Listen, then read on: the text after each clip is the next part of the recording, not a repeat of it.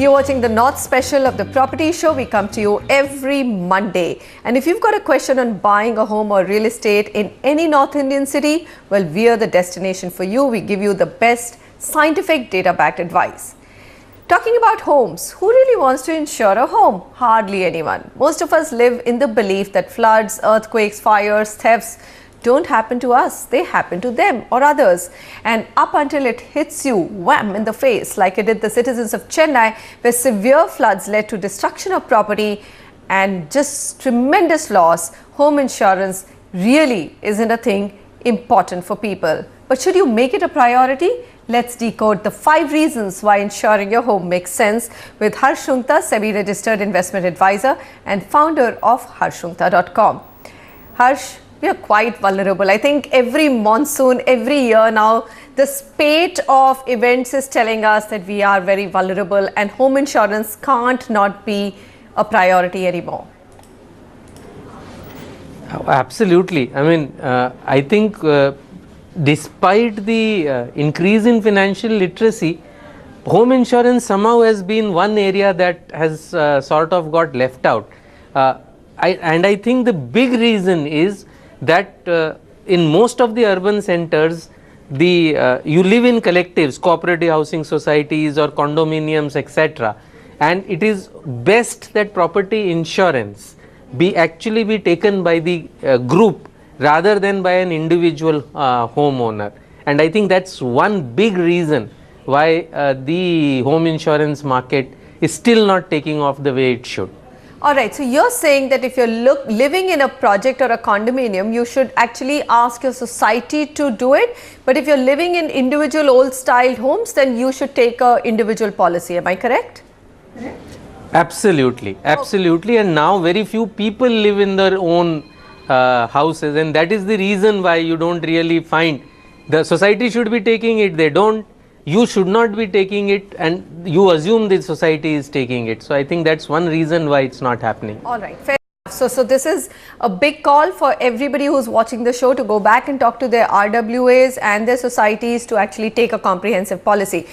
Explain to us, what does it cover? Does it cover natural calamities? Does it also cover thefts, fire? Where do you get, how much protection do you get if you take a home insurance? So you can break down this in terms of first the natural perils, and typically that's called a fire policy in the insurance jargon. Fire would typically cover fire, it would cover flood, it would cover earthquake, etc.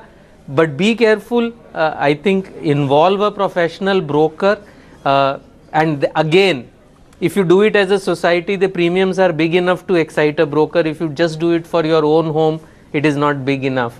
So clearly the kind of risks that are covered is one for the property itself, and then the contents within the property that needs to be covered individually. I mean, you would have consumer goods lying there, you would have furniture, etc. You would have valuables like jewelry, cash, etc. that you would want covered. Typically, to summarize, it is best to cover the property damage on a collective basis, because the loss will happen to you collectively. Right. Just your flat is not likely to be damaged. All the flats or the entire building is likely to be damaged.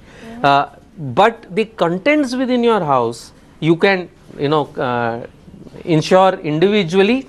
The good news is policies are now available where the society can buy the group policy, and the individual can extend it for the contents in his home. Harsh, how expensive is it?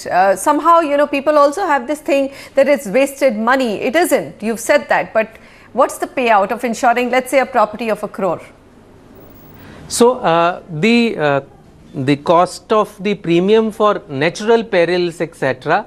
is not very high. It's 0.2, 0.3%. So, if you want to get covered for reconstruction costs of about 10 crores, okay, your premium would be in the region of about 2 lakhs. So if you take it as a crore, you're talking of 20,000 rupees. I mean, that is the kind of cost you have. On the other hand, obviously, if you want to cover valuables such as jewelry, etc., that costs much higher. That would be in the region of 1% to 2%. So that kind of cost. But what you're saying is land is not doesn't need to be insured. It's only the reconstruction. So 10 crores would probably take care of an entire society, a reasonable size of a society. Give us quickly some names of PSUs and private companies which are offering home insurance, and have you had a good experience in your past avatar in people dealing with them?